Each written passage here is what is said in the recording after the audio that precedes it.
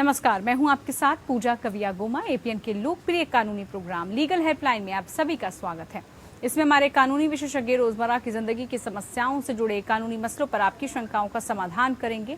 आप फोन करके कानूनी राय ले सकते हैं। आज हम बच्चों द्वारा किए गए अपराध और उनसे जुड़े कानूनी प्रावधान की जानकारी देंगे। बचपन में गलत माहौल और विवेक की कमी के कारण कई बार संगीन अपराध हो जाते हैं। बच्चे जब गैर कानूनी काम करते हैं तो मामला काफी संवेदनशील हो जाता है। एनसीआरबी के तहत उन अपराधों की संख्या में बढ़ोतरी तेजी से हो रही है। इस समय 16 से 18 वर्ष के अपराधियों की संख्या 54 से बढ़कर 66% तक पहुंच गई है। इन बच्चों के साथ आम अपराधियों की तरह निपटना सही नहीं होता। इसके लिए जुवेनाइल जस्टिस एक्ट बनाया गया है। देश में बच्चों द्वारा किए गए गैर कानूनी काम के लिए बाल अधिनियम स्थान पर 1986 में जुवेनाइल जस्टिस एक्ट लागू हुआ। जुवेनाइल जस्टिस एक्ट के तहत 16 वर्ष तक की आयु के लड़कों और 18 वर्ष तक की आयु की लड़कियों के अपराध करने पर बाल अपराधी माना जाता है। बाल अपराध के लिए एज लिमिट आयु सीमा अलग अलग राज्यों में अलग अलग निर्धारित की गई है। किशोर न्याय यानी कि बच्चों की देखभाल और संरक्षण अधिनियम 2000 इस बात को स्पष्ट करता है कि वो बच्चे जो कानून को अपने हाथ में ले लेते हैं उनकी देखरेख और रखरखाव की जरूरत होती है। विधेयक के प्रावधानों के अनुसार गंभीर अपराधों में लिप्त पाए जाने वाले बाल अपराधियों को जेल की सजा दी जा सकती है, जबकि उन्हें उम्र कैद या फांसी की सजा नहीं होगी। अगर किसी आरोपी की आयु 18 वर्ष से कम हो तो उस आरोपी का मुकदमा अदालत के स्थान पर जुवेनाइल जस्टिस बोर्ड में चलता है। ये तो थी कुछ बुनियादी जानकारी। जुवेनाइल जस्टिस एक्ट से जुड़े तमाम पहलुओं पर विस्तार में जानकारी देंगे हमारे आज के कानूनी विशेषज्ञ अधिवक्ता ऋषिपाल सिंह जी। ऋषिपाल जी आपको जुवेनाइल जस्टिस एक्ट से जुड़े तमाम नियम कानून की जानकारी देंगे। अगर आपका इस मसले से जुड़ा कोई सवाल है तो फोन करके कानूनी राय ले सकते हैं। हमारा फोन नंबर आपकी टेलीविजन स्क्रीन पर इस पर फ्लैश हो रहा है। हमारा फोन नंबर है 01206127 इसके अलावा 01206127 इन नंबर्स पर आप कॉल करके नाबालिग अपराधियों से जुड़ी कानूनी जानकारी प्राप्त कर सकते हैं कि आखिरकार इसके अंतर्गत क्या क्या आता है, नाबालिग अपराधियों से जुड़े कानूनी प्रावधान क्या क्या हैं, आखिरकार कानून की नज़र में जो जुवेनाइल जस्टिस एक्ट है वो क्या है।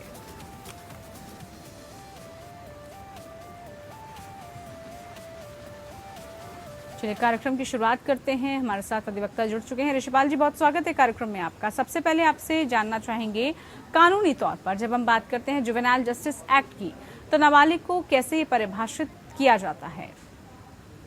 देखिए पूजा जी, जैसे आपने अपने इंट्रोडक्शन में बताया कि जो लड़के होते हैं जो 16 साल तक की वर्ष के जो बच्चे लड़के होते हैं उनको नाबालिग के तौर पर माना जाता है और 18 जो वर्ष तक की जो लड़कियां हैं उनको नाबालिग के तौर पर माना जाता है। लेकिन फिर भी मैं इस बात को शुरू करने से पहले मैं आपको एक और रोशनी डालना चाहूंगा कि जो जुवेनाइल जस्टिस एक्ट है ये अपने आप में दो तरीके से काम करता है। जहाँ एक तरफ जो जुवेनाइल है, जो बच्चे हैं, उनके रखरखाव की बात करता है, उनको जस्टिस दिलाने की बात करता है, उनको एक आम अपराधी से अलग तरीके से व्यवहार करने की बात करता है। लेकिन उसके साथ साथ ही जो ऐसे अपराधी हैं जो बच्चे 16 से 18 वर्ष तक के बच्चे जो गंभीर अपराध कर रहे हैं उनको भी वो एक अच्छा सा जो उनकी तरह से ट्रीटमेंट करने की बात है। यहाँ तक कि सजा का प्रावधान भी इसके अंदर है।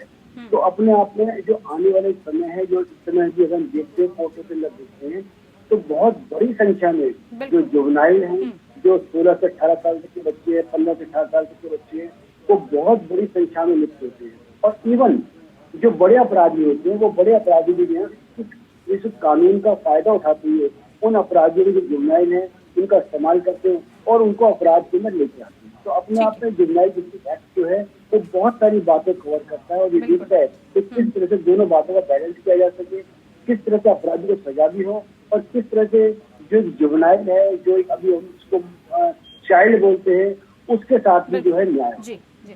ऋषिपाल जी, ऐसे में अगर हम अपराध के लिए बच्चों की बात करें तो अपराध के लिए अगर बच्चों को सजा होती है तो कब स्पेशल होम में उसको भेजा जाता है और रिमांड होम में कब भेजा जाता है? क्या अपराधी बच्चों को जेल भी भेजा जाता है? देखिए अलग अलग अपराध की कैटेगरी होती है। कुछ पैटी ऑफेंसेस होते हैं, कुछ सीरियस ऑफेंसेस होते हैं, कुछ हीनियस ऑफेंसेस होते हैं। तो जैसे भी ऑफेंस की कैटेगरी होती है, जो पैटी ऑफेंसेस होती है उनके अंदर जो रिमांड होम होती है उनमें रखा जाता है बच्चों को। वहाँ पे जो है और बच्चों के साथ पढ़ते हैं और बच्चों के साथ उनमें खेलते हैं और अनेक तरीके से जो है उन पर शिक्षा कार्रवाई की जाती है। लेकिन ऐसे बहुत से मतलब बच्चे हैं जिसको हम कानून में आप जुर्नाइल बोलते हैं, लेकिन जब वो अपराध होते हैं कि जैसे मर्डर केस है, रेप केसेज है और जो एनडीपीएस नारकोटिक्स केस है, तो ऐसे कई गंभीर अपराध वाले जो केस हैं जिनके अंदर ये जुर्नाइल जो है वो बहुत बड़ी संख्या में लिप्त पाए जाते हैं। तो ऐसी स्थिति में कोर्ट के सामने जो बोर्ड होता है, जो एक स्पेशल बोर्ड है जिसके अंदर एक जुडिशियल मेंबर होता है और दो अलग मेंबर होते हैं जो सोसाइटी से समाज से जुड़े हुए हैं, वो देखते हैं कि किस प्रकार से उसका जो मतलब उसके साथ व्यवहार किया जा सके, उसको समझाया जा सके। तो अगर वही कैटेगरी इंपॉर्टेंट होती है कि अगर उसको अल्टीमेटली अगर ये लगता है कि वो अपनी उस अपराध को समझ रहा है और अपराध बहुत गंभीर है, तो जेल भी भेजा जा सकता है। ठीक है, बिल्कुल, ये बड़ी महत्वपूर्ण जानकारी थी। अब ऐसे में अगर juvenile justice care and protection of children amendment bill 2021 की बात करें तो उसके जो प्रावधान है सर मुख्य, वो क्या है? देखिए, एक तो इस एक्ट में बहुत समय से इस बात की मांग की जा रही थी कि इस एक्ट का सहारा लेकर बहुत से अपराधी जो होते हैं, जो 16 से 18 साल तक की उम्र के अपराधी होते हैं, वो बहुत गंभीर अपराध कर देते हैं और गंभीर अपराध करने के बाद भी उनके साथ कुछ नहीं होता। जैसे अभी 2 केसेस का मैं आपके सामने ध्यान देना चाहूंगा। एक तो निर्भया केस था, निर्भया जो रेप केस था, उसके अंदर एक अपराधी जो है वो जुर्नाइल था और उसको 3 साल की सजा हुई। उसके बाद वो जो अपराधी है वो बाहर आ गया, बस। और लेकिन बाकी जो एक्यूज थे, 5 एक्यूज थे, उन सबको फांसी सजा। दूसरा केस था जो गुड़गांव में हुआ था, जो प्रद्युमन जो मर्डर केस था, उसके अंदर भी एक अपराधी था, स्कूल का बच्चा था और उसने जो है मर्डर जैसा जघन्य अपराध किया। तो इस तरीके से ये बहुत समय से ऐसा मांग की जा रही थी कि जो कानून है तो बदलाव हो सके, क्योंकि बहुत से ऐसे जो परिवार है जिनके बच्चों के साथ या जिनके लोगों के साथ घटनाएं हो जाती है, उनको ऐसा लगता है कि अपराधी ने तो अपराध कर दिया और उसके बाद अपराधी जो बहुत खुलेआम घूम रहा है, उसके बाद कुछ नहीं किया जा रहा। तो ऐसी स्थिति में जो नए प्रावधान है, इससे सबसे बड़ा प्रावधान ये है कि अगर वो 16 से 18 वर्ष तक की आयु का बच्चा है, तो उसको एक विशेष रूप से वो जो बोर्ड है वो एक रिपोर्ट, साइकोलॉजिकल रिपोर्ट तैयार करेगा और रिपोर्ट तैयार करके देखेंगे अगर वो मानसिक रूप से काबिल है कि वो सारी स्थिति को, सारी परिस्थिति को समझ रहा है, अपने अपराध को समझ रहा है, तो उसको जो है एक अडल्ट की तरह ट्रीट किया जाएगा। ये अपने आप में कानून में जो बदलाव की बात थी, वो सबसे इम्पोर्टेंट यही थी कि अगर उसको, चाहे उसकी उम्र कम है, 16 से 18 से नीचे है, लेकिन फिर भी अगर उसको सब बातों ज्ञान है, अपराध का तरीका पता है, उसने प्लानिंग की है, बचने का तरीका पता है, उसका मानसिक संतुलन ठीक है, वो पढ़ा लिखा है, तो इन सारी बातों को ध्यान में रखते, उसके साइकोलॉजिकल और सोशल स्टेटस को ध्यान में रखते, सारी बातों को ध्यान में रखते, उसको वो बोर्ड जो है डायरेक्शन दे सकता है कि उसको एज ए अडल्ट ट्रीट किया जाए और उसी हिसाब से जो है उसको जो सजा है वो मिलती है। बिल्कुल ऋषिपाल जी, जुवेनाइल बिल में किए गए जो संशोधन है उसके तहत किसी नाबालिग के खिलाफ कोई आपराधिक मामला लंबे समय से चल रहा हो तो इस मामले का निस्तारण 6 महीने के भीतर नहीं हो पा रहा, तो ऐसी परिस्थिति में उस मामले को हमेशा के लिए समाप्त करना होगा। ये किस तरह की जानकारी है, इसमें क्या करना होता है? ये एक अमेंडमेंट की बात है, ये बहुत समय से है, हालांकि ये कानून में लाने की बात है, लेकिन मैं आपको बताना चाहूंगा कि हम लोग जैसे लगातार लिटिगेशन में है, तो जो लिमिटेशन तय होती है 6 महीने की, 8 महीने की, साल भर की, हम भी रोज देखते हैं कोर्टों के अंदर, डिस्ट्रिक्ट कोर्ट में, सेशंस कोर्ट में, हाई कोर्ट ऑर्डर कर देता है इसको एक्सपेडाइट करो 6 महीने में, 8 महीने में। लेकिन क्योंकि जो जुवेनाइल जस्टिस बोर्ड है या कोर्ट है, वो ऑलरेडी बहुत ज्यादा ओवरलोडेड है, तो ऐसी स्थिति में ये कहना कि 6 महीने के अंदर अगर वो मामला नहीं समाप्त हुआ, तो उसमें प्रावधान ये होता है कि बोर्ड कोशिश करेगा या जज कोशिश करेगा कि उस मामले को 6 महीने के अंदर जल्द से जल्द समाप्त हो जाए, उसकी कोशिश होगी। लेकिन ऐसी मतलब एक ऑटोमेटिक तरीका नहीं हो सकता कि 6 महीने खत्म होते ही जो है वो मामला खत्म हो जाए। ठीक है, सोशल रिपोर्ट की बात करते हैं अब हम। सोशल रिपोर्ट क्या होती है और किन हालातों में इसको बनाया जाता है, और इसके बनाने की जो प्रक्रिया है, जो नियम क्या है, वो क्या कहती है सर? देखिए, सोशल और साइकोलॉजिकल जो रिपोर्ट है ये बहुत इम्पोर्टेंट है, स्पेशली जुवेनाइल जस्टिस सेक्शन जी। ये समझ लीजिए कि जो जुवेनाइल होते हैं, जो बच्चे अपराध करते हैं, जो बच्चे 12 से लेकर 12 साल के, 13 साल के, 14 साल के, तो बोर्ड ये देखता है, ये 15-16 साल के बच्चे, कि ये जो बच्चे आ रहे हैं ये किस सामाजिक पृष्ठभूमि से आ रहे हैं, उनका बैकग्राउंड क्या है, वो उनके माता पिता जो है वो क्या काम करते हैं, उनके घर में माहौल कैसा है, वो कोई घर में माहौल अपराधी माहौल तो नहीं है, या वो उनके माता पिता या कभी ऐसा तो नहीं है वो बच्चा स्वयं से उससे पहले भी किसी परेशानी में, किसी अपराध में स्वयं वो पीड़ित रहा हो, और या उसकी मानसिक हालत कैसी है, या अगर मान लीजिए कोर्ट ये कोशिश करता है जो अगर अब जो शिकायत करता है उसको कंपनसेशन देने की बात करने की सोचता है, तो उसका जो फाइनेंशियल बैकग्राउंड क्या है। तो जो सोशल रिपोर्ट है ये इसलिए इम्पोर्टेंट हो जाती है कि कोर्ट ऐसा नहीं है कि हर व्यक्ति को एक साथ ट्रीट करने की कोशिश करता है, वो देखता है कि उस व्यक्ति का, उस बच्चे का, उस जुवेनाइल का जो सामाजिक जो पृष्ठभूमि है क्या है, और उस पृष्ठभूमि के हिसाब से ही वो निर्णय करता है कि इस जुवेनाइल को क्या सजा दी जाए, इस जुवेनाइल के साथ कैसे ट्रीट किया जाए, कैसे परिवार है। जब वो अगर किसी जुवेनाइल को बेल के ऊपर भी छोड़ना होता है तो बोर्ड देखता है कि बेल को छोड़ने से पहले क्या उसके परिवार में कोई ऐसा है जो उसकी देखभाल कर सकता है, उसके माता पिता, अगर माता पिता नहीं है तो कोई और, अगर ऐसी स्थिति में कोई और नहीं है तो बोर्ड उसको नहीं छोड़ता। तो ये सामाजिक रिपोर्ट जो है, जो सोशल साइकोलॉजिकल रिपोर्ट है, इसको जुवेनाइल जस्टिस जो एक्ट है वो बहुत ही इम्पोर्टेंट रोल अदा करती है। ये निर्धारण करने के लिए बोर्ड को कि जो व्यक्ति सामने आ रहा है उसका सामाजिक बैकग्राउंड क्या है, उससे ठीक तरीके से न्याय होता है। बिल्कुल। बाल अपराध कानून की जब हम बात कर रहे हैं तो ऋषिपाल जी, क्या हर राज्य में अलग अलग इसके नियम कायदे कानून हैं? क्या हर राज्य में अपने अलग तरीके के कानून होते हैं? देखिए, जैसे कि जुवेनाइल जस्टिस एक्ट जो है वो एक सेंट्रल एक्ट है, और जब से धारा 370 के बाद स्थिति ये है कि जो जम्मू एंड कश्मीर के अंदर जितने भी कानून है वो सबके सब लागू है। लेकिन फिर भी क्या होता है कि जो आईपीसी है और जो सीआरपीसी है उसमें हर राज्य जो है अपने राज्य की जो पृष्ठभूमि के हिसाब से कुछ अमेंडमेंट कर लेता है, कुछ नोटिफिकेशन पास करके अपने राज्य के हिसाब से कुछ बदलाव ले आता है। तो ऐसी स्थिति में क्या है कि हर राज्य क्या करता है कि जुवेनाइल जस्टिस एक्ट में थोड़ा परिवर्तन रहता है, थोड़ा एज का ही परिवर्तन रहता है, थोड़ा जो उनके साथ ट्रीटमेंट करना है, थोड़ी सी सजा देनी है और क्या सुविधा देनी है, उन सबों को ध्यान में रखते हुए हर जो राज्य है वो अपने उसके अंदर अपने जो कानून में परिवर्तन करता भी और कर भी रहे हैं। बहुत सारे राज्य जो है अपनी पृष्ठभूमि के हिसाब से परिवर्तन करते हैं। ठीक है, बात आज हम कर रहे हैं बाल अपराध की। अगर इससे जुड़ा कोई भी सवाल आपके जहन में है तो आप भी कार्यक्रम में जुड़ सकते हैं, जुड़कर अपना सवाल, कानूनी राय ले सकते हैं। ऋषिपाल जी हमारे साथ लगातार जुड़े हुए हैं। ऋषिपाल जी, गंभीर अपराधों के लिए कितनी सजा का प्रावधान है? गंभीर अपराध की परिभाषा क्या होती है? जैसे आपने कहा कोई हीनियस क्राइम हो जाता है तो उसको परिभाषित किस तरह से किया जाता है और कितनी जो है ज्यादा से ज्यादा सजा इसमें दी जा सकती है? देखिए, सामान्यतः जो हम अपराध को बांटते हैं कि भाई कोई अपराध गंभीर है या गंभीर नहीं है, तो ये देखते हैं कि उस अपराध की सजा कितनी है। सामान्यतः अपराध को हम 3 कैटेगरी में बांटते हैं। इंग्लिश में देखा जाए तो पैटी ऑफेंसेस होते हैं, और उसके बाद सीरियस ऑफेंसेस होते हैं, और उसके बाद सीनियर ऑफेंसेस।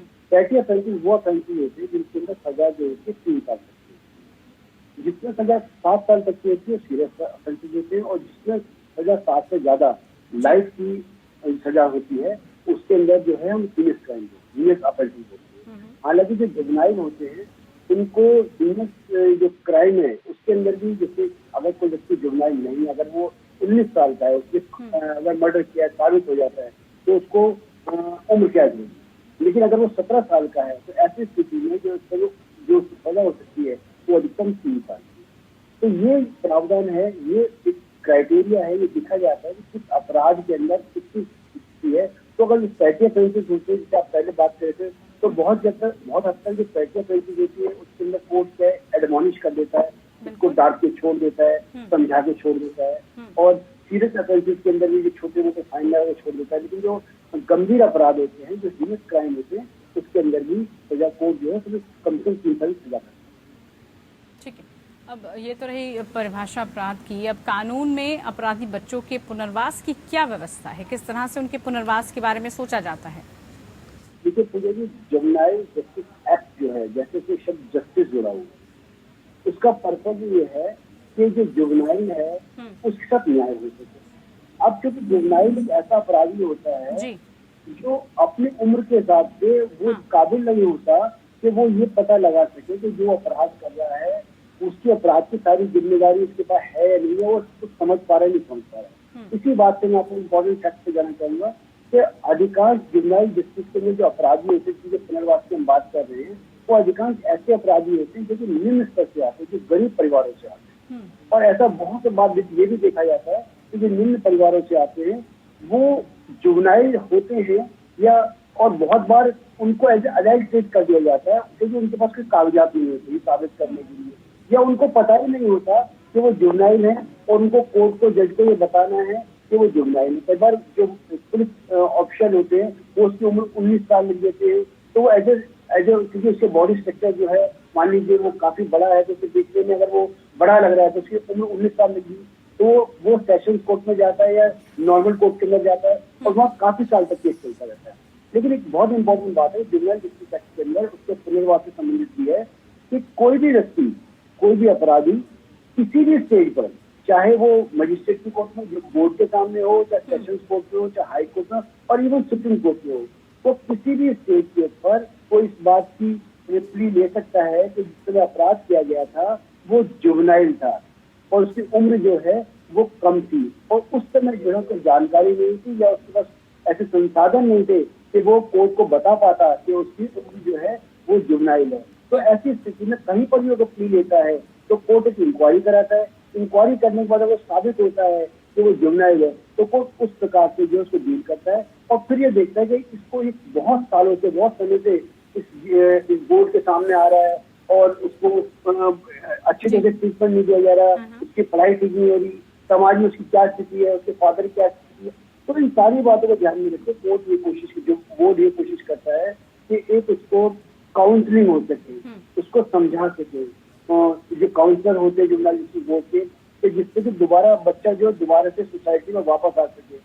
अगर उसकी जो एजुकेशन है वो जिस अपराध के चलते छूट गई है तो उस स्कूल से भी बात करके कोशिश हो सके दोबारा से वो अपनी एजुकेशन वापस आ सके।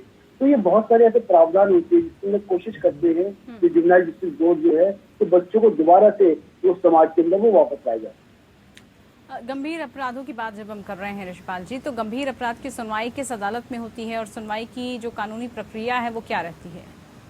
देखिए, गंभीर अपराध अगर ये प्रूव हो गया है तो जो अपराध करने वाला है वो जुवेनाइल है, अगर वो मान लीजिए 13 साल का है, 12 साल का है, तो ऐसी स्थिति में उसने अगर गंभीर अपराध भी किया है तब भी जो बोर्ड होता है, जो जुवेनाइल जस्टिस बोर्ड होता है, जिसके अंदर एक मजिस्ट्रेट रैंक के जो जुडिशियल ऑफिसर होते हैं, इसके अलावा 2 सोसाइटी से रिलेटेड ऑफिसर होते हैं जो समाज से संबंधित होते हैं, वो तीनों व्यक्ति की बोर्ड होती है। वो बोर्ड जो है तो हीनियस क्राइम जो होता है उनके ट्रायल को सुनता है, पूरी गवाहियां लेता है, पूरी बहस सुनता है और उसके बाद जो है वो निर्णय लेता है। केवल 16 से 18 वाली स्थिति के अंदर अगर रिपोर्ट आने के बाद कोर्ट को लगता है कि नहीं ये पूर्ण रूप से जो है ये समझ रहा है और ये इसको एज ए बालिग की तरह इसको ट्रीट किया जाए, तभी वो कोर्ट को सेशन में भेजता है। अदरवाइज जितने भी गंभीर मामले हैं, अगर वो जुवेनाइल है तो उसका जो मामला है गंभीर है चाहे हीनियस है, वो उनकी जो ट्रायल है वो जुवेनाइल जस्टिस बोर्ड के सामने ही चलेगी। ठीक है।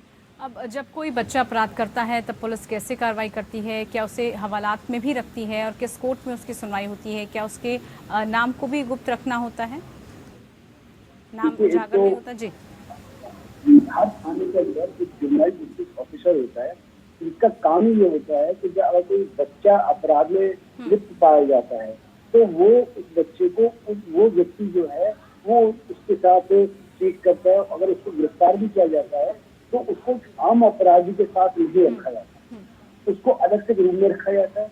उसके अगर माँ बाप भी वहां पर आते हैं तो उसे मिलवाया जाता है और जो भी उसको अगर जो काउंसलिंग देनी है वो काउंसलिंग दी जाती है। उसके बाद अगर जो इन्वेस्टिगेटिंग ऑफिसर है जो कि अलग से उसकी ट्रेनिंग भी होती है, उसको सिखाया भी जाता है अगर कोई जुवेनाइल आएगा तो किस तरह से आपको ट्रीट करना है। तो वो उसके बाद इनकी चार्जशीट तैयार करते हैं और बोर्ड के सामने पेश करते हैं।